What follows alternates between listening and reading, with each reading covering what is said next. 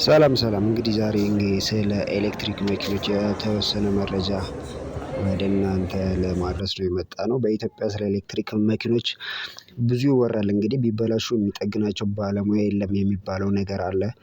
ባትሪያቸው ኪስ ያራቁታል፣ እድሜያቸው አጭር ነው፣ ቻርጅ ማድረግ ፈተና ነው፣ ወኪል የላቸውም፣ መለዋወጫቸው ውድ ነው ይባላል እና ስለነዚህ የተወሰነ መረጃ ወደ እናንተ ለማድረስ ነው የመጣነው። እንግዲህ በተጨማሪም ይጓዙበታል የሚባሉትን ያህል ኪሎ ሜትር አይጓዙም፣ ለኢትዮጵያ አይሆኑም፣ ሌላም ሲባል እንሰማለን እና ከዚህ ጋር በተገናኘ ሰፋ ያለ መረጃ ወደ እናንተ ለማድረስ ተገናኝተናል። እነዚህ ስጋቶች አሉባልታ ናቸው ወይስ እውነት ናቸው የሚለውንም በሰፊው ለማየት እንሞክራለን ማለት ነው። እስከመጨረሻው አብራችሁ ሁኑ። ሰብስክራይብ ካላደረጋችሁ ሰብስክራይብ በማድረግ ቤቱን ተባበሩት ለማለት እንወዳለን። እንግዲህ ዓለም ነዳጅ ከሚጠቀሙ ተሽከርካሪዎች እየተላቀቀ ወደ ኤሌክትሪክ እየተጓዘ ይመስላል። ኢትዮጵያስ የሚለውን በምናይበት ጊዜ ጠቅላይ ሚኒስትር አብይ አህመድ በአንድ ወቅት የኤሌክትሪክ መኪና በብዙ መልኩ ለኢትዮጵያ የሚያስፈልጋት ቴክኖሎጂ ነው ሲሉ ተደምጠዋል። ይቺ ሀገር እንግዲህ ኤሌክትሪክ የማምረት አቅም አላት። ከወዲሁ ይህንን መኪና የኤሌክትሪክ መገጣጠም እና ማምረት ከጀመርን የዛሬ 5 እና 10 ዓመት የምንመኛትን የበለጸገች አገር ተሰጥቶናል በማለትም ጠቅሰው ነበር። በዚህ እቅድ በኤሌክትሪክ የሚሰሩ የህዝብ ማመላለሻ እና አነስተኛ ተሽከርካሪዎች በብዙ ቁጥር ወደ አገር ውስጥ እንዲገቡ ታቅዷል። በኢትዮጵያ የኤሌክትሪክ መኪና ወደ አገር ውስጥ ለማስገባት የሚጣለው ግብር ዝቅም እንዲደረግ ተደርጓል። ከቀናት በፊት ደግሞ የትራንስፖርትና ቴክኖሎጂ ሚኒስትር አለሙ ስሜ ማንኛውም የቤት አውቶሞቢል የኤሌክትሪክ ካልሆነ ወደ ኢትዮጵያ እንዳይገባ መንግስት ውሳኔ አሳልፏል ሲሉ ለህዝብ ተወካዮች ምክር ቤት መግለጻቸውም ይታወሳል። ታዲያ የመንግስት ፍላጎትና የዓለም ጉዞ እንዲህ ከሆነ በኢትዮጵያ ተሽከርካሪዎቹ ላይ ለምን ጥርጣሬና ጥያቄ በዛ? እውነታው ምንድነው የሚለውን በስፋት እንመለከታለን። የአውቶሞቲቭ ምሩቁ ብሩክ አወቀ የትራንስፖርት አማካሪ ናቸው። እንግዲህ ሚኪ አዋቂ በመባል ስም በማህበራዊ ሚዲያ ላይ በብዛት የምናውቀው ባለሙያ ነው። በብዛት ቲክቶክ ላይ እናገኘዋለን። ሚኪ አዋቂ በሚል የቲክቶክ ስሙ ማለት ነው። እንግዲህ እሱ ምንድነው የሚለው የተለያየ መረጃ ሰጥቶናል። ብሩክ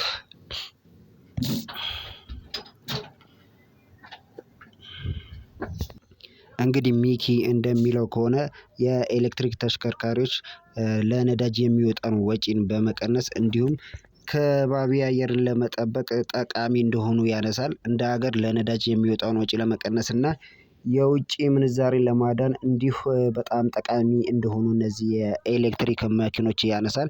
ይህ ሀሳብ ኢክራም አውቶሞቲቭ በመባል የምትታወቀውም ትስማማበታለች። እንግዲህ ኢክራም የመኪና አካል ጥገና ባለሙያ ስትሆን በዚህ ሙያ ላይ ለአመታትም እንደቆየች ይታወቃል። አውቶሞቲቭን የተመለከተ የቴሌቪዥን ፕሮግራም ያላት ኢክራም በኢትዮጵያ መኪና ነክ ጉዳዮችን በትኩረትም ትከታተላለች። ካርበን የሚለቁ አሮጌ መኪኖች የሚነዱበት ከተሞች ነው ያሉን የምትለው ኢክራም የኤሌክትሪክ መኪኖች ይህንን ሁኔታ ለመቀየር ጠቃሚ እንደሆነም ታስረዳለች። ኮሬንቲ ሞተርስ ላለፉት 5 ዓመታት ገደማ የኤሌክትሪክ ተሽከርካሪዎችን ወደ ኢትዮጵያ ያስገባል እንደሚያስገባም የሚታወቅ ጉዳይ ነው። የድርጅቱ ስራ አስኪያጅ እና ባለቤት አቶ ሚካኤል ከ4 ዓመታት በላይ የኤሌክትሪክ መኪና ነድተዋል። እሳቸው ኤሌክትሪክ መኪና ከሚጠቅስለት ጥቅሞች አንዱ ድምጽ አልባ መሆኑ ነው ይላሉ። ብሩክና ኢክራም ኢትዮጵያ በአሁኑ ወቅት ለኤሌክትሪክ ተሽከርካሪዎች ምቹ መሆናቸው ያጠራጥራቸዋል። አቶ ሚካኤል ደግሞ ብዙ ተስፋዎች እንደሚታያቸውም ይገልጻሉ።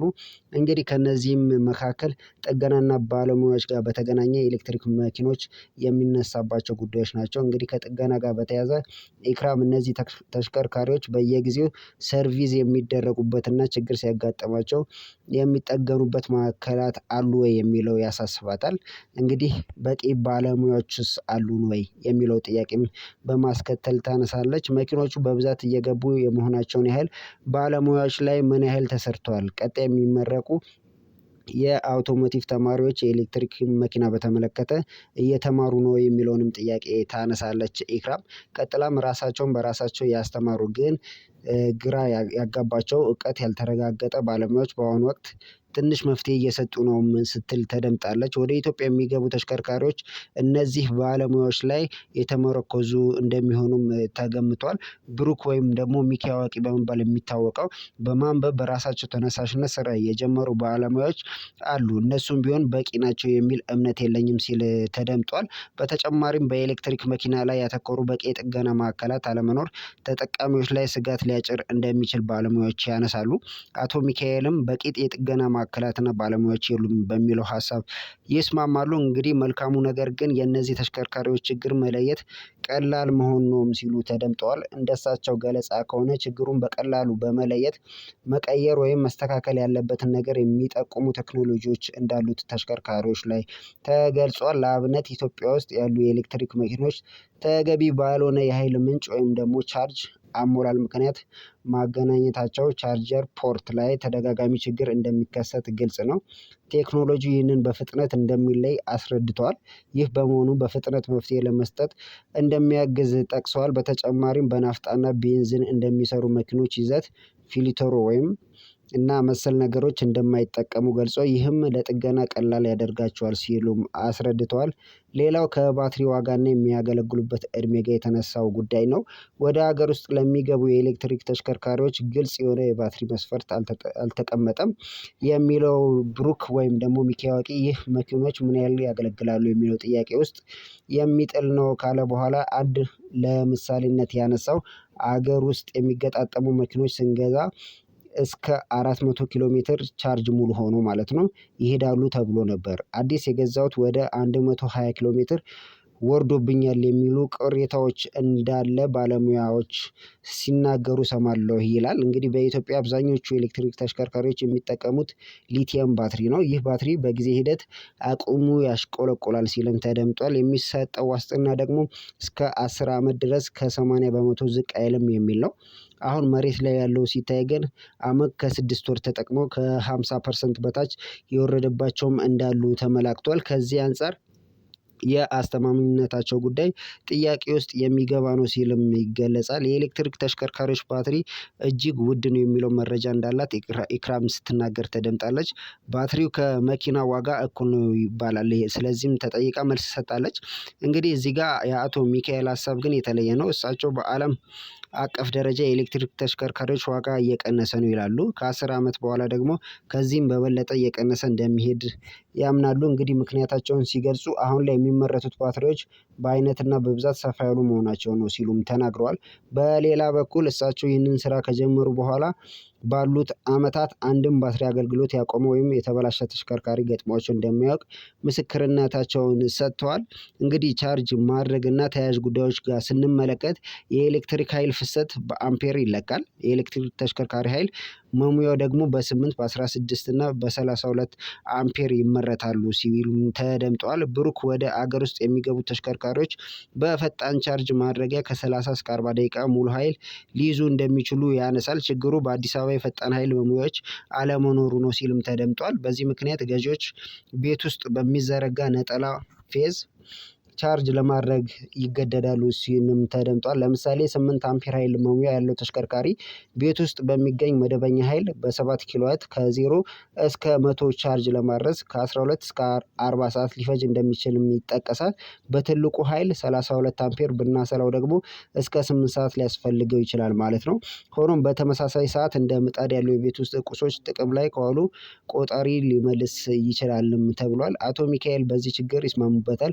በቂ ቻርጅ ማድረጊያ ቦታዎች አለመኖር አንስተው ድርጅታቸው እዚህ ላይ የመስራት ፍላጎት እንዳለውም ተናግረዋል። የኤሌክትሪክ ተሽከርካሪ 100% የኃይል ከሞላ በኋላ ከሳምንት እስከ 10 ቀን በማገልገል ሊቆይ የሚችል ነው ይላሉ። ባትሪው ከ20 እስከ 80% ለመሙላት በአንጻራዊነት ጊዜ አይወስድም። ከ0 እስከ 20 እና ከ80 እስከ 100 ለመድረስ ተጨማሪ የመሙያ ጊዜ ይፈልጋልም ብለዋል።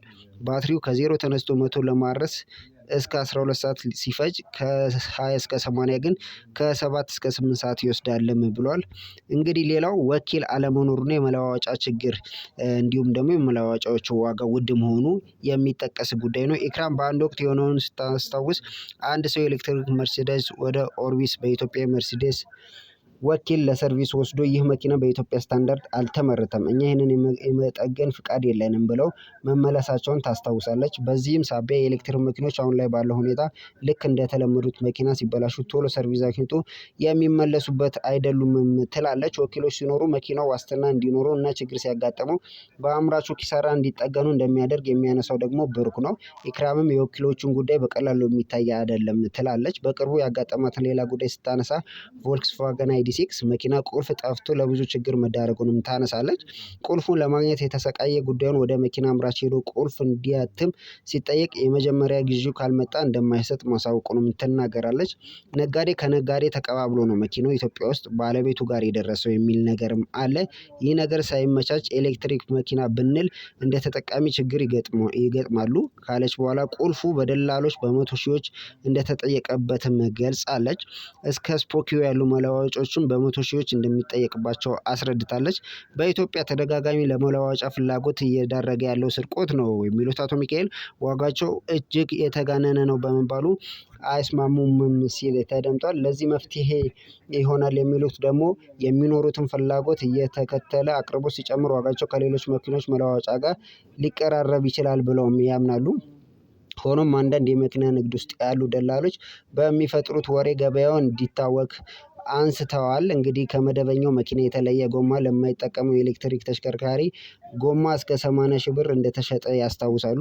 በሌላ በኩል አቶ ሚካኤል እንደሚሉት ቁልፍን የመሰሉ የመኪና ቁሶች ለማግኘት መቸገር ለኤሌክትሪክ መኪና ብቻ ሳይሆን ለዘመናዊ የነዳጅ መኪኖችም እንደሚሰራ ጠቅሰዋል። ይህ ማለት በወኪል አማካኝነት ያልተገዛና በነዳጅ የሚሰራ የዘመኑ ተሽከርካሪ ቁልፍ ቢጠፋ ተመሳሳይ ዕጣ ይገጥመዋልም ብለዋል። አቶ ሚካኤል የወኪሎችን መኖር የመኪና ዋስትናን ለማረጋገጥ ያለውን ጥቅም ይስማሙበታል። ሆኖም ወኪል አለመኖሩ የሚያጎድለው ትልቅ ነገር የለም ሲሉ ተደምጠዋል።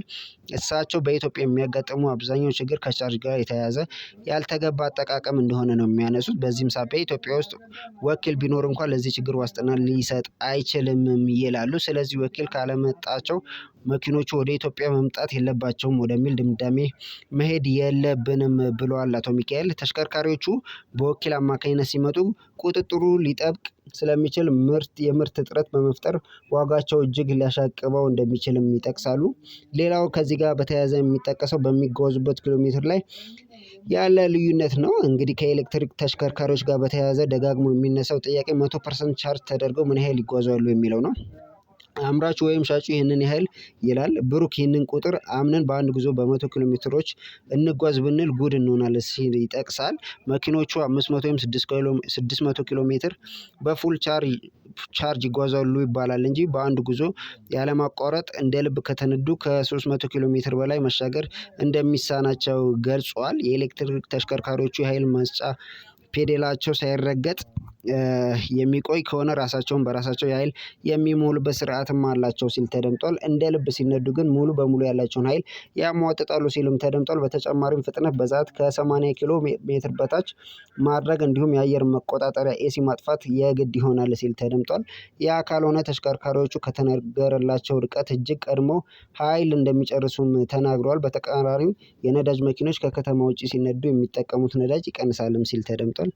ይህንን ሀሳብ የሚቀበሉት አቶ ሚካኤልም የአየር መቆጣጠሪያ ረጅም ሰዓት ተከፍቶ በሚሽከረከርበት ጊዜ የባትሪውን ኃይል ሊጋራ እንደሚችልም ያነሳሉ። ሆኖም መኪናው የፍጥነት ፔዳሉ ሳይነካ በሚነዳበት ጊዜ ራሱን በራሱ ኃይል መሙላት መቻሉ በቀላሉ የማይታይ ትልቅ ጥቅም መሆኑንም ያስረዳሉ። እንግዲህ ለኢትዮጵያ አይሆንም የሚለውን ስናይ እነዚህ የኤሌክትሪክ መኪኖች እውነትም ለኢትዮጵያ አይሆኑም ወይ የሚለውን በምንመለከትበት ሰዓት ወደ ኢትዮጵያ የሚገቡ ተሽከርካሪዎች ለኢትዮጵያ የማይሆኑ ናቸው የሚለው ብሩክ አብዛኞቹ መኪኖች የቻይና ገበያ ታሳቢ ያደረጉ እንደሆኑ ያነሳል። ለአብነት ዳሽቦርድን እንኳን ብናይ በቻይና ቋንቋ የተጻፈ ነው ይላል። ኢክራምም እንዲሁ መኪኖች ለኢትዮጵያ የሚመቹ መሆናቸው ላይ ጥያቄ አላት። አቶ ሚካኤል የኤሌክትሪክ መኪኖች በነዳጅ ኃይል እንደሚንቀሳቀሱት ለአፍሪካ ለመካከለኛ ምስራቅ ወይም ምክንያት ሲጠቅሱ ይህ ምርት ክፍፍል የሚመጣው ከነዳጅ ጥራት ጋር የተያያዘ መሆኑን ነው። እንግዲህ ሆኖም እጅግ ከፍተኛ ሙቀት ወይም ቅዝቃዜ መጠን ላላቸው አካባቢዎች የተለየ ባትሪ ሊገጠም እንደሚችል በመጥቀስ ስለዚህ ለቻይና ተብሎ የተሰራ የኤሌክትሪክ መኪና መኖሩን እኔ በግሌ አላውቅም ይላሉ። ቀጥለውም ውማ ከሚሰኘው የኤሌክትሪክ መኪና ውጪ መሰረታዊ ቋንቋ ቻይና ብቻ የሆነ ተሽከርካሪ እንደማያውቁ ይናገራሉ። ወደ ኢትዮጵያ በስፋት እየገቡ ያሉት ያሉት ቮልስቫገን፣ ቶዮታ እና ቮልቮን ጨምሮ እንግሊዝኛና ሌሎች አማራጮች ያላቸው ናቸው ብለዋል።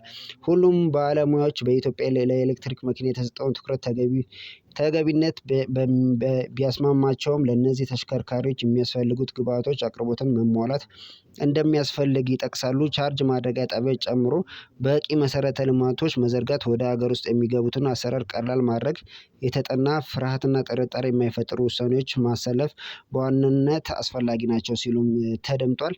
እንግዲህ ስለ ኤሌክትሪክ መኪና የነበረን መረጃ ይህን ይመስላል። በቀጣዩ በአዲስ ቪዲዮ እንገናኛለን። ሰላም ሁኑልን።